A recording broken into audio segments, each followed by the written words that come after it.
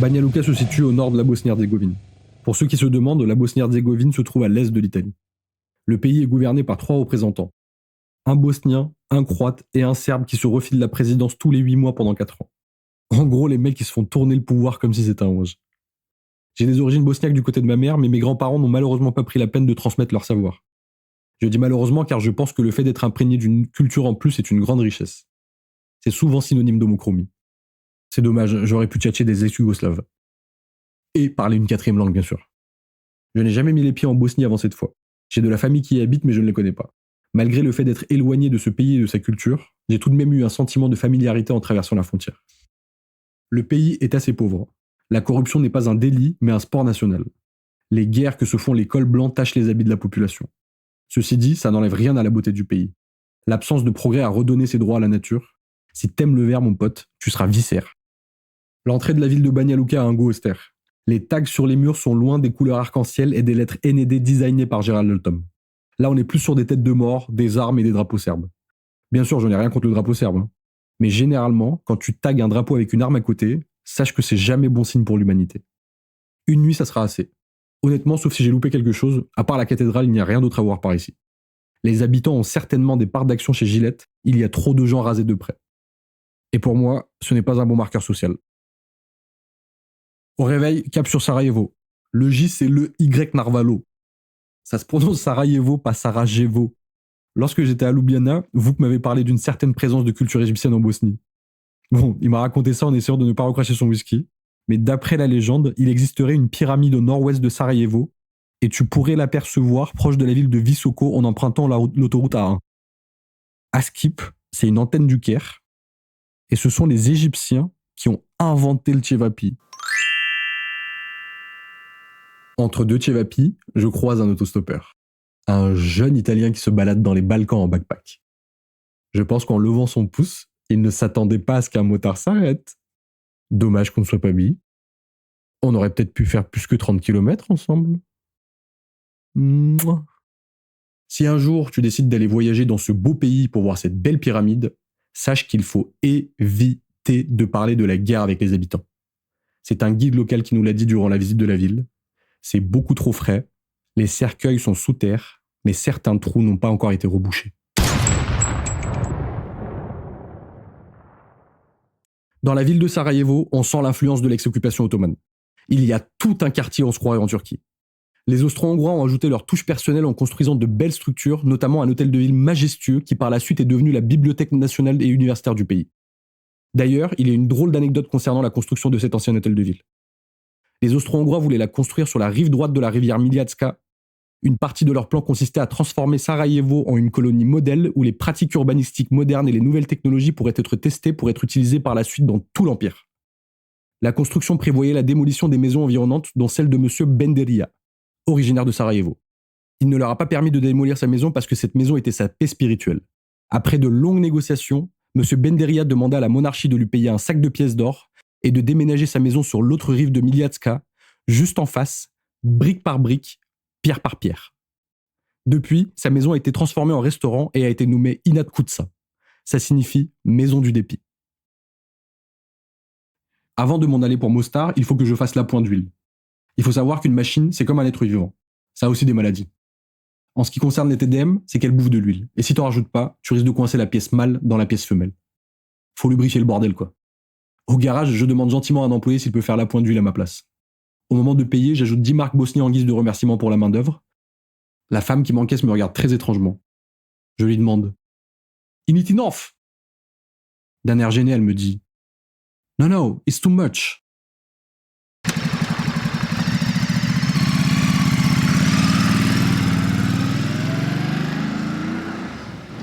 Les paysages entre Sarajevo et Mostar sont magnifiques. D'un côté les vallées et de l'autre le fleuve Neretva. Si t'es une amoureuse de la nature, tu seras comblé. Sur Couchsurfing, il y a une fonctionnalité qui est plutôt bien pensée. En tant que voyageur, on peut écrire un message et le publier dans la localisation que l'on veut. C'est suite à cela que Irfan m'a contacté pour me proposer de nous rencontrer. À mon arrivée en ville, nous nous sommes retrouvés sous le vieux pont de Mostar. Pour la petite histoire, ce pont a été construit en 1565 par l'architecte Mimar Hayrettin. Durant des siècles, il a résisté à tous les conflits, sauf le dernier. En 1993, il a été détruit par les Croates pendant la guerre de Bosnie. Sa reconstruction a débuté en 2001 et a pris fin le 22 juillet 2004 sous le signe de la réconciliation des deux communautés bosniaques et croates. Toutes ces années après, nous voilà assis en paix sous ce pont. On a passé la soirée à avoir des crampes aux joues et aux abdos alors qu'on venait tout juste de se rencontrer. Sans le savoir, je venais de faire connaissance avec mon futur sauveur. La raison pour laquelle je suis venu à Mostar sont les chutes de Klavica. On peut qualifier l'endroit de paradisiaque, sauf pour les personnes qui ont la phobie des serpents. Il y a quelques couleuvres qui s'y baignent. L'espace baignade est enclavé par des petites hauteurs où plusieurs chutes d'eau se sont formées entre les végétations, comme si l'eau gisait des arbres. À l'heure du déjeuner, je fais la connaissance d'une Française avec qui nous décidons de nous retrouver pour le dîner. Mostar, c'est relativement petit, et la ville n'a pas manqué de me le rappeler. Le soir, en faisant la queue devant un restaurant, nous tombons nez à nez avec Irfan. Il est accompagné d'Aaron, un jeune Brésilien qu'il a rencontré sur Couchsurfing, qui lui est accompagné de Vera, qui vient du Portugal, et Moxie, de Californie. On décide de manger tous ensemble, et c'est un dîner tarlonu, frère. L'heure est arrivée de leur dire au revoir. Demain, je dois poursuivre ma route vers le Monténégro. Au réveil, tout est prêt. Il me manque juste du liquide pour ma clope. Un petit tour au centre commercial et je remonte en selle. L'excitation s'ambiance sur du rap dans mon casque. Je suis en pleine ville arrêté au feu rouge sur une deux voies entre deux voitures. La première est enclenchée. J'attends le feu vert pour m'envoler. Son boule est tellement gros que sa schneck avale la chaise.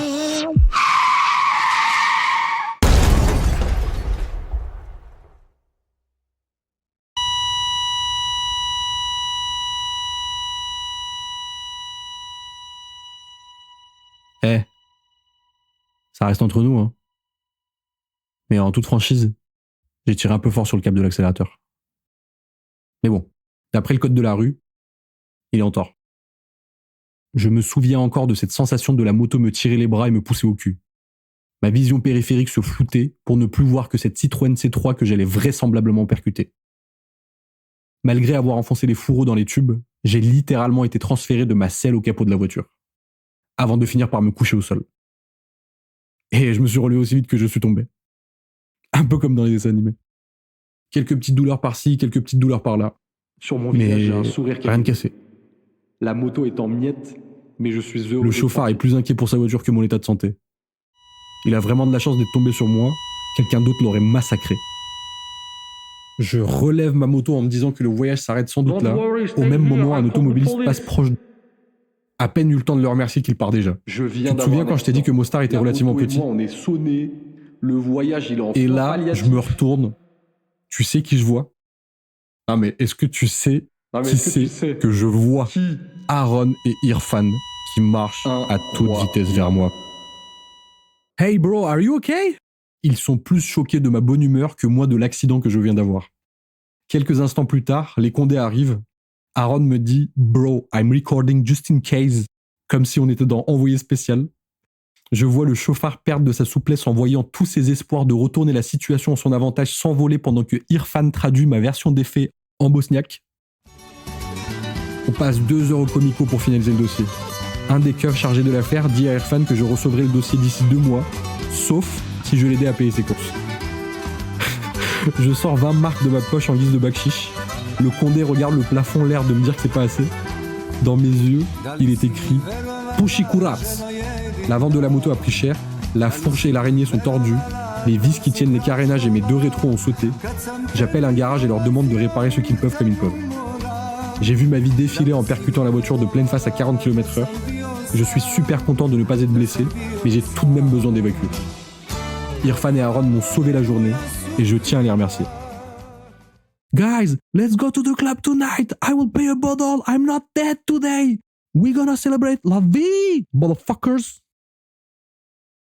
Je rejoins Aaron pour l'apéro après avoir déposé la belle pour qu'elle se refasse une petite beauté. Un peu plus tard, Irfan nous rejoint et on décale en direction d'une boîte de nuit en plein air. Sur le chemin, on croise Moxie accompagné de 2 gars qui se joignent à nous. Jack est debout sur la table, on danse autour comme des Indiens. Moxie vient de la Californie, donc du West Coast. Je n'ai jamais été de ce côté du globe terrestre, mais d'après 2 ou 3 retours d'expérience, j'ai entendu dire que les femmes étaient plutôt avenantes. Soudain, sans qu'il n'y ait eu aucun rapprochement entre nous, ni la veille, ni le soir même, Moxie se retourne vers moi et me dit mot pour mot « Would you like to have sex with me tonight ?» Je t'avoue que j'étais un peu surpris, mais je l'ai galoche.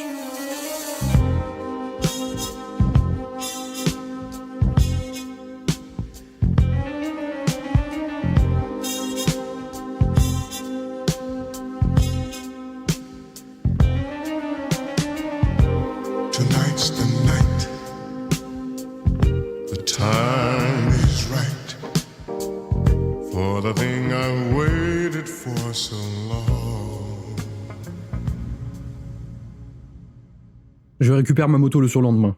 Le mécano a percé les carénages pour remplacer les vis par des Saflex. Il a mis des rétroviseurs rétro, la fourche est tordue, mais la moto rentre toujours aussi bien. Quelques semaines avant mon voyage, j'avais dessiné des crash bars que j'ai fait souder à l'atelier d'un pote avant de les monter sur ma TDM. Et je voudrais placer un grand merci à Fabrice, Jordan et aux soudeurs. Les gars, les crash bars en inox diamètre 16 n'ont pas bougé d'un poil. En principe, après la Bosnie, j'avais prévu d'aller au Monténégro. Ensuite en Albanie, puis en Grèce, pour finir à Istanbul. Mais là, je suis un peu démoralisé par l'accident. J'ai besoin de réconfort. D'être dans un environnement qui m'est plus familier. Je décide d'écourter mon chemin jusqu'à l'Aix-Constantinople. Les jours qui suivent, je roulerai simplement en direction d'Istanbul en empruntant le chemin le plus court. M'arrêter dans des petites villes paumées pour y passer la nuit et repartir le lendemain. À moi, Ujice, Pirot et Edirne. Ça télécharge, m'en pas les couilles, je pousse pas à fond, je vends du shit, mec. Sors un pouce que con, vas-y pousse le son. Tronc kick, high kick, grosse portable, plus que ton. On aime les rixes et les risques, accélérer sur le périph', rentrer au pied de biche chez les riches. Le mode touriste de la massif me fascine, raciste et SS, t'as le bonsoir du black.